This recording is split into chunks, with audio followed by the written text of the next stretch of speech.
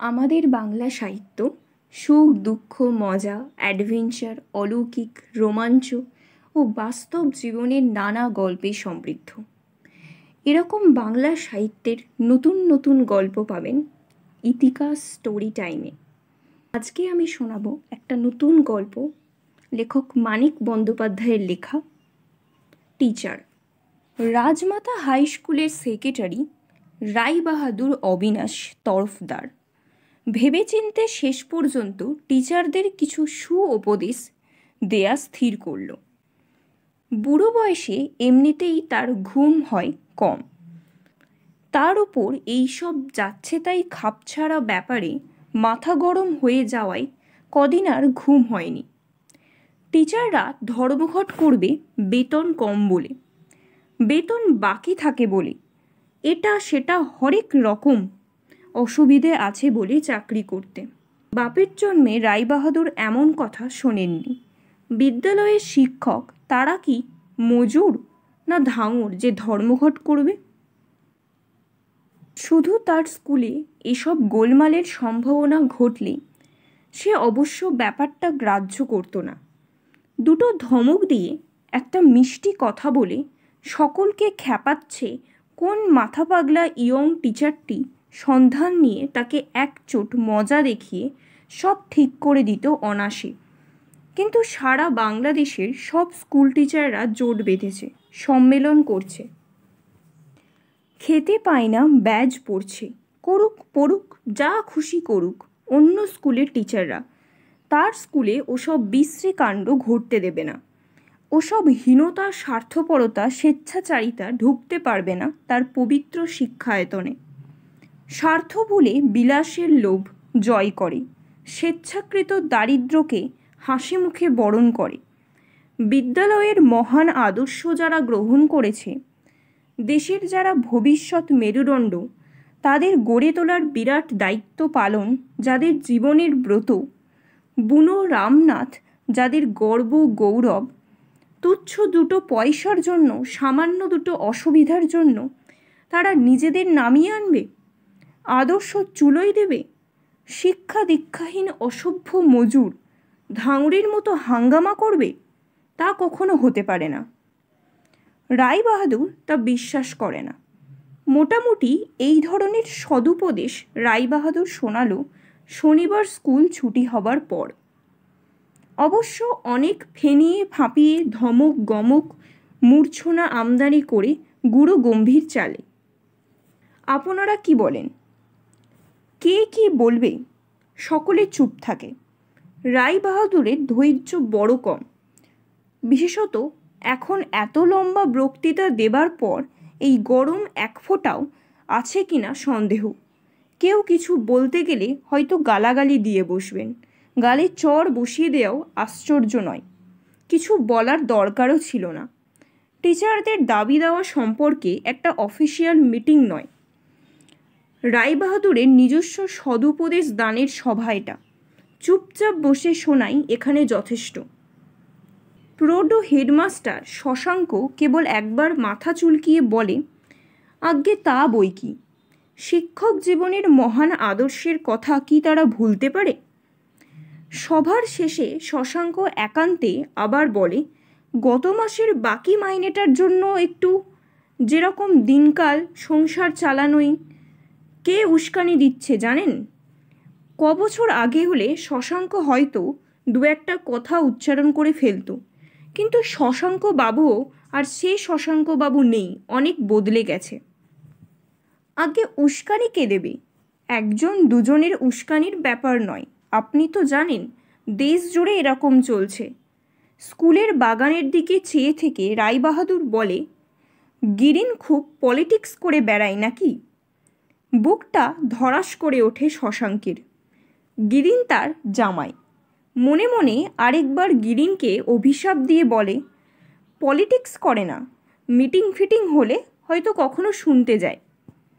আর স্কুলে পলিটিক্স নিয়ে কিছুই হয় না। হয় না? সেদিন স্ট্রাইক করে ছেলেরা স্কুলে মাঠে যে মিটিং করলো, আগে সেটা ঠিক পলিটিক্সের মিটিং নয়, প্রোটেস্ট মিটিং মাত্র। কলকাতায় স্টুডেন্টদের ওপর গুলি চালানো হলো তারই প্রোটেস্ট। কলার কাঁদিটা বাড়তি হয়েছে না?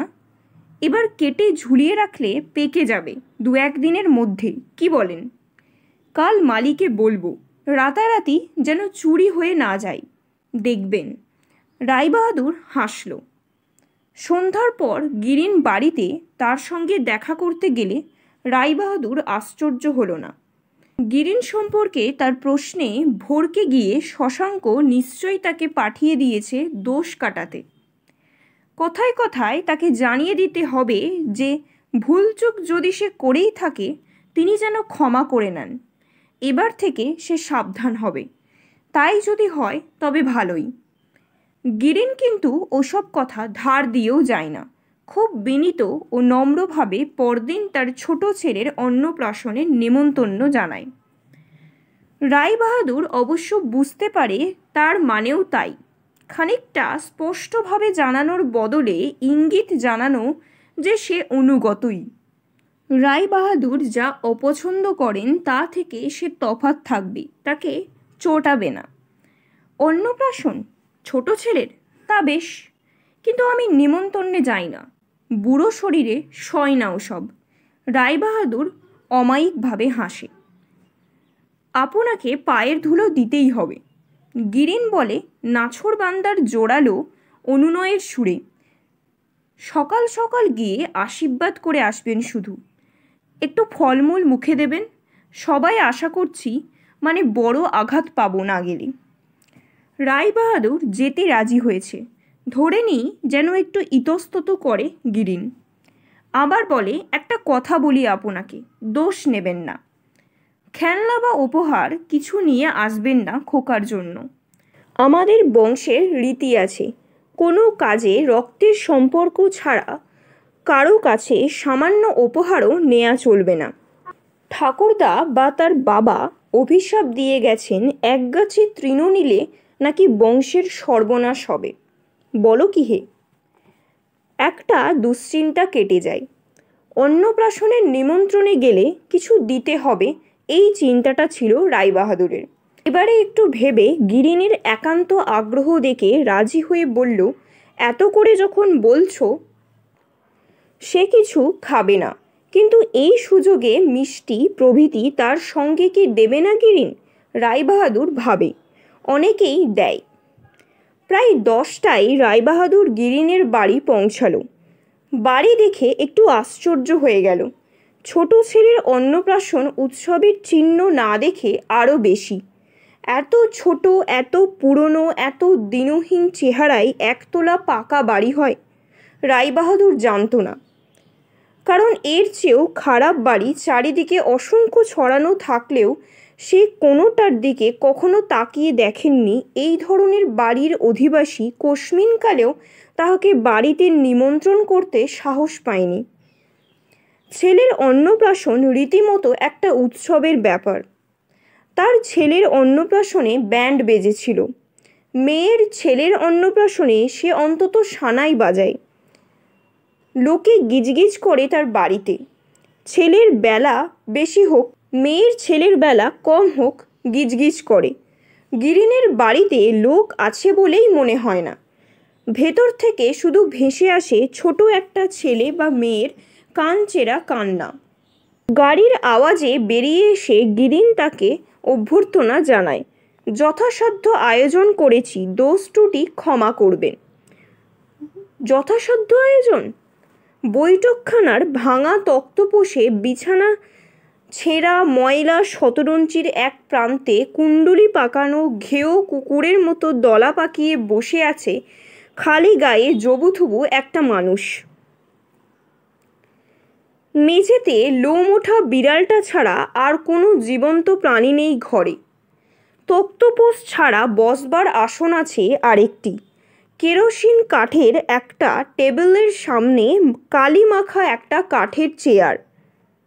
দিনে বৈঠকখানা হলেও ঘরটির যে রাত্রে শোবার ঘরে পরিণত হয় তার প্রমাণ গুটানো কাঁথা মশারির বান্ডিলটা জানালায় তোলা রয়েছে। তক্তপোষের নিচে ঢুকিয়ে আড়াল করে গোপন করে ফেলবার বুদ্ধিটা বোধহয় কারো মাথায় আসেনি। ইনি আমার বাবা। গিরিন পরিচয় করিয়ে দেয়। 2 বছর ভুগছেন। 8 বছর ডাক্তার বলেছিলেন কলিকাতা নিয়ে গিয়ে ট্রিটমেন্ট করাতে, পেরে উঠিনি। 700-800 টাকার ব্যাপার। জবুথবু বৃদ্ধ কষ্টে চোখ মেলে তাকায়। 2টি হাত একত্র করে নমস্কার জানাবার মতোই যেন চেষ্টা করে মনে হয়। ক্ষীণ কণ্ঠে কি বলে ভালোভাবে বোঝা যায় না। আসুন, ভেতরে চলুন। রায়বাহাদুরকে গিরিন বাড়ির মধ্যে একেবারে তার শোবার ঘরে নিয়ে গিয়ে বসায়। উঠান পেরিয়ে যাবার সময় এদিক ওদিক তাকায়।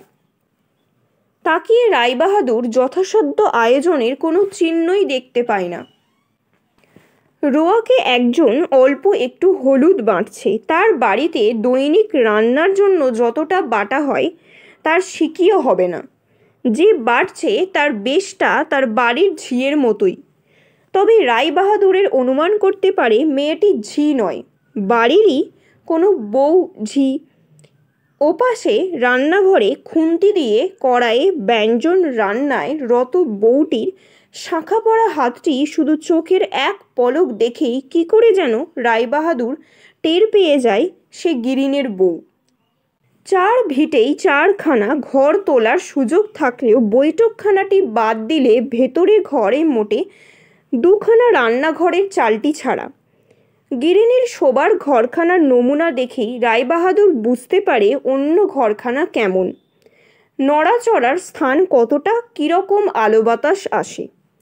জলচৌকিতে পাতা পুরনো কার্পেটের আসনে বসে রায়বাহাদুরের দম আটকে আসে। ছোট ছেলে বা মেয়ের কানচেরা কান্নাটা এখন খুব কাছে মনে হয়। কে কাঁদে? ছেলেটা কাঁদছে, ছোট ছেলেটা, যার মুখে ভাত। জ্বর আসছে বোধহয়। জ্বর আসবার সময় এমনি করে কাঁদে, জ্বর এসে গেলে চুপ করে যাবে। রায়বাহাদুর অস্বস্তি বোধ করে, এদিক ওদিক তাকায়। একটা ফাঁদে আটকা পড়ে গেছে মনে হয় তার।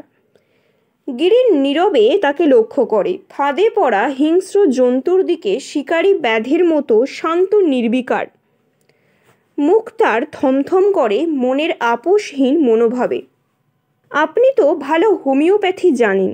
সবাই বলে যে ডাক্তারি পাশ করেননি বটে, কিন্তু আপনার ওষুধ একেবারে অব্যর্থ। সে বলে ব্যঙ্গ ও তোষামদের সুরে। ছেলেটাকে দেখে দিন না একটু ওষুধ। বিনা চিকিৎসায় মরতে বসেছে ছেলেটা। রায়বাহাদুর যেন রাজি হয়েছে তার ছেলেকে দেখে ওষুধ দিতে।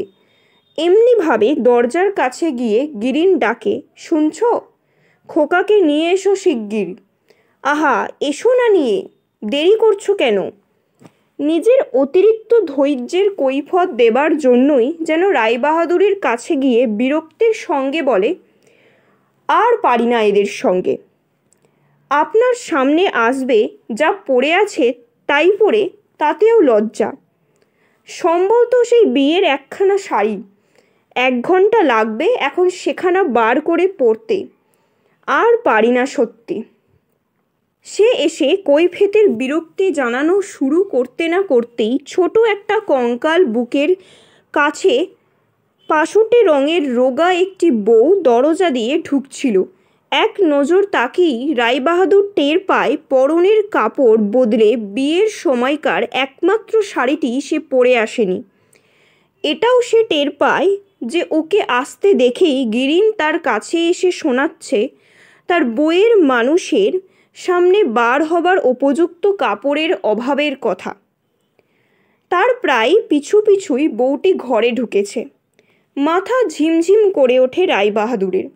তার ভয় করে। ও, তুমি এসেছো? গিরিন বলে নির্বিকারভাবে। এইখানে শুইয়ে দাও। রায়বাহাদুরের উলের মোজা আর পালিশ করা দামি চকচকে জুতো পরা পায়ের কাছে মেঝেটা সে দেখিয়ে দেয়। বউ তো ইতস্তত করে বড় বড় জিজ্ঞাসু চোখ তুলে তাকায় তার মুখের দিকে। এত শীর্ণ বউটি, এমন শুকনো বিবর্ণতার রক্তশূন্য মুখ, কিন্তু তার রূপ দেখে ভেতরে ভেতরে মুচড়ে যায় রায়বাহাদুর। তার বাড়ির মেয়েরা ফুলি ঝিটা পর্যন্ত যেন শুধু মেয়েদার মাংস। গিন্নির কথা ধর্তব্যই নয়। তিনি প্রায় গোলাকার। তার মেজো মেয়ে আর মেজো ছেলের বউ রোগা ছিপছিপে। বড় ছেলের বউটা ছিপছিপে ছিল বিয়ের সময়, আজকাল মুটোচ্ছে। গিরিনের ক্ষীণাগ্নি বউটির সাথে মিলিয়ে রায়বাহাদুর বুঝতে পারে তার মেয়ে বউদের গড়নটাই শুধু ছিপছিপে, অতি বেশি মেদ মাংসই তারা গড়া। প্রত্যেকে তারা তার গিন্নিরই সূচনা। সত্যিকারের রোগা ক্যাংটা তরুণীকে চেয়ে চেয়ে দেখতে এত ভালো লাগে, রায়বাহাদুরের এত তীব্র ইচ্ছা করে টিপে টুপে ছেনে ছুনে দেখতে সত্যিকারের কঙ্কালসার তরুণীকে। কি করছো? গিরিন বলে বউকে অনুযোগ দিয়ে। ওখানে শুয়ে দাও। উনি পায়ের ধুলো ছোঁয়াবেন, আশীর্বাদ করবেন, ওষুধ দেবেন। না মা। রায়বাহাদুর প্রায় আর্তনাদ করে ওঠে। আমি ওকে ওষুধ দিতে পারবো না। ওর ভালো চিকিৎসা দরকার। ওকে তুমি ডাক্তার দেখাও, ভালো ডাক্তার দেখাও। বিনা ফিতে কোনো ডাক্তার দেখবে বলুন? গিরিন যেন আমোদ পেয়ে মুচকে মুচকে হাসে। ভয় করে রায়বাহাদুরের। মাথাটা আবার ঝিমঝিম করে ওঠে। কতক্ষণ খেলা করবে গিরিন তার সঙ্গে কে জানে। তারপর এই বর্বর নিষ্ঠুর খেলা শেষে কি করবে তাই বা কে জানে। এরা বিপ্লবী, এরা খুনে, এরা সব পারে। শশাঙ্কর জামাই বলে তার স্কুলে একজন টিচার বলে বিশ্বাস করে একা একা এই ছদ্মবেশী খুনের খপ্পরে এসে পড়ে কি বোকামিটাই সে করেছে। সব অবস্থাতেই যেভাবেই হোক নিজেকে বাঁচানোর কৌশল খুঁজে বার করে কাজে লাগানোর চেষ্টা রায়বাহাদুরের মজ্জাগত। রায়বাহাদুর মাথা হেঁট করে থাকে কয়েক মুহূর্ত। সশব্দে নিঃশ্বাস ত্যাগ করে। হাতের তালুতে মুছে নেয় নিজের কপাল। মুখ তুলে বলে, মা, খোকাকে শুইয়ে দাওগে। কিছু তুমি ভেবো না মা। বৌমাই বলি তোমাকে। গিরিন আমার ছেলের মতো। তোমার কোনো ভাবনা নেই বৌমা। ছেলে তোমার ভালো হয়ে যাবে। আমি তোমার ছেলের চিকিৎসার ভার নিলাম। আমি এক্ষুনি গিয়ে ডাক্তারকে পাঠিয়ে দিচ্ছি। এখনই যাবেন? তা হবে না। ফলটল একটু মুখে না দিয়ে গেলে বড় কষ্ট হবে আমাদের মনে। অকল্যাণ হবে আমাদের। আপনার মতো মানুষ বাড়িতে পায়ের ধুলো দিয়েছেন। গিরিনের বিনয়ে বুকটা ধরাস ধরাস করে রায়বাহাদুরের। অসহায় দৃষ্টিতে চেয়ে থাকে পায়ের চকচকে জুতোর দিকে। অতি কষ্টে বলে, বেলা মন্দ হয়নি। নিমন্ত্রিতরা আর কেউ? আগে বলিনি আর কাউকে। ইচ্ছে ছিল বলবার। ভেবেছিলাম উনার হাতের দুগাছা চুড়ি আছে, তার একটা বেচে দিয়ে কয়েকজনকে বলবো। স্কুলমাস্টারের স্ত্রীর হাতে শাখা থাকলেই ঢের। তারপর ভাবলাম ছেলের মুখে ভাতে শেষ সম্বলটুকু খোয়াবো। তার চেয়ে বরং সম্বলটা থাক। ও মাসেও পুরো মাইনে না পেলে উপোসটা ঠেকানো যাবে। বুড়ো হলেও বুদ্ধির ধার একেবারে পড়ে যায়নি রায়বাহাদুরের। জীবনে উঠতে গিয়ে মুশকিলে পড়তে হয়েছে অনেকবার। নিজের বুদ্ধি খাটিয়েই নিজের মুশকিল আসান করেছে। আজকের বিপদের ধরনটা ঠিক বুঝে উঠতে পারছে না। এটাই হয়েছে ফ্যাসাদ। উদ্দেশ্যটা ধরতে পারছে না গিরিনির। নিজের দুর্দশা দেখে তার দয়া জাগাবার স্বাদ থাকলে চোখে এভাবে আঙুলের খোঁচা দিয়ে কি কেউ তা দেখায় পাগল ছাড়া? তাকে বিরক্ত করে চটিয়ে এমন টিটকারি দেওয়ার ভঙ্গিতে দেখায়। এমন উদ্ধত বিনয়ের সঙ্গে কাল টিচারদের সভায় কিছু না বলে গিরিন যেন ঘাড় ধরে তাকে বাড়ি টেনে এনে বাস্তব প্রতিবাদ জানাচ্ছে তার বক্তৃতার। ব্যঙ্গ করছে তাকে, কিন্তু কেন করছে সেটা তো কিছুতেই মাথায় ঢুকছে না রায়বাহাদুরের। তার স্কুলের একজন টিচার কি এত বড় গাধা যে এই সহজ কথাটা বুঝতে পারে না? এভাবে তার কাছ থেকে কোনো অনুগ্রহ আদায় করা যায় না। এতে বরং তারই বিপদ, সমূহ বিপদ। মুখের ভাব গলার সুরে সহানুভূতি আনবার চেষ্টা করে রায়বাহাদুর বলে, তোমার অবস্থা এত খারাপ তা তো জানতাম না গিরিন। অ্যাপ্লিকেশন দিও, ও মাস থেকে 10 টাকা মাইনে বাড়িয়ে দেব। তুমি ভালো পড়াও শুনেছি। আর বাকি মাইনেটা বরং পাইয়ে দেব তোমায় সোমবার। গিরিন ভয় পেয়ে হাত জোর করে বলে, তা করবেন না স্যার। লোকে বলবে ছেলের মুখে ভাতের ছলে আপনাকে বাড়িতে ডেকে খাতির করে মাইনে বাড়িয়ে নিয়েছি, বাকি মাইনে আদায় করেছি। আমার সর্বনাশ করবেন না স্যার। চোখের পলক আটকে যায় রায়বাহাদুরের। ঢোক গিলতে গিয়ে দেখে সেটাও আটকে গেছে। ঘরে যে অসীম দৈন্য ভিখারির সকরুণ আবেদনের মতো এতক্ষণ তাকে পীড়ন করছিল, হঠাৎ যেন সেটা দাবিদারের শাঁসানির মতো ফুঁসে উঠেছে। উঠানে 3টি উলঙ্গ ছেলে মেয়ে খেলা করছে ধুলো মাটি নিয়ে। খেলা যেন ছল ওদের। রায়বাহাদুরকে ওরা অবজ্ঞা জানাচ্ছে। ও ঘরে জড়ো ছেলেটার কান্না ঝিমিয়ে এসেছে, কিন্তু সেও যেন ভয় দেখালো রায়বাহাদুরকে। কান্নার নিস্তেজ হয়ে আসা যেন ঘোষণা, বাচ্চাটার যে কান্না সে চিরতরে থামিয়ে দেবে, সে মরবে, মরে দায়ী করে রেখে যাবে তাকে। তাকে আরও শাসানো দরকার বলি যেন গিরিনের পরিবারের আরও 2জন এবার আসরে নামে।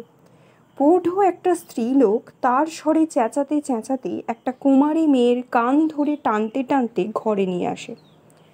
দেখ গিরিন, দেখ, ধেরে মেয়ের কাণ্ড দেখ। ডাল ধুতে দিয়েছি, লুকিয়ে চাল ডাল চিবোচ্ছে। গিরিনের মা থেমে যান, জিভ কাটেন। এক মুহূর্ত হতভম্বের মতো দাঁড়িয়ে থেকে মাও সরে যান। আমি এবার উঠি গিরিন, একটু বসুন। গিরিন বেরিয়ে যাব। গিরিন বেরিয়ে যায়। গিরিন ফিরে আসবার একটু পরে সেই চুপি চুপি ডাল খাওয়া মেয়েটি একটি রেকাবিতে 2টো সন্দেশ, একটি কলা, কয়েক টুকরো আপেল ও শশা নিয়ে জড়সড় হয়ে ঘরে আসে। বাঙালি গৃহস্থের হিসাবে বিয়ের বয়স তার পেরিয়ে গেছে অনেক দিন।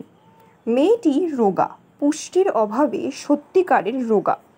সত্যিকারের রোগা মেয়ের দিকে তাকাবার মোহ কিন্তু তখনকার মতো কেটে গিয়েছিল। রায়বাহাদুরের নীরবে সে 2-1 টুকরো ফল মুখে দিতে থাকে। বৈঠকখানা দিয়ে যাওয়ার সময় চৌকির প্রান্তের জরাজীর্ণ মানুষটি কষ্টে চোখ মেলে, তাকায়। রায়বাহাদুর এক নজর দেখেই তাড়াতাড়ি চলে যায় বাইরে। সোমবার গিরির নোটিশ পায়, বরখাস্তের নোটিশ। সে প্রত্যাশা করছিল ক্ষমতা থাকলে ফাঁসির হুকুম দিত রায়বাহাদুর। কিন্তু একটা কথা জানে গিরিন, রায়বাহাদুর ভুলতে পারে না, তার ভয় করবে। শিক্ষকদের দারিদ্র্যের মাহাত্ম্য কীর্তন করে শোনাতে গিয়ে একটু আটকে আটকে যাবে কথাগুলো। উচ্ছ্বাসটা হবে মন্দা, দয়া মায়া সহানুভূতিতে নয়, ভয়ে।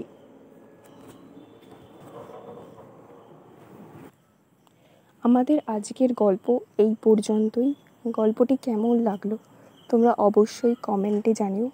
চ্যানেলটিকে লাইক, শেয়ার অ্যান্ড সাবস্ক্রাইব করে দিও, ফলো করো। নেক্সট দিন আবার একটা এরকম নতুন গল্প নিয়ে দেখা হবে। Thank you for watching.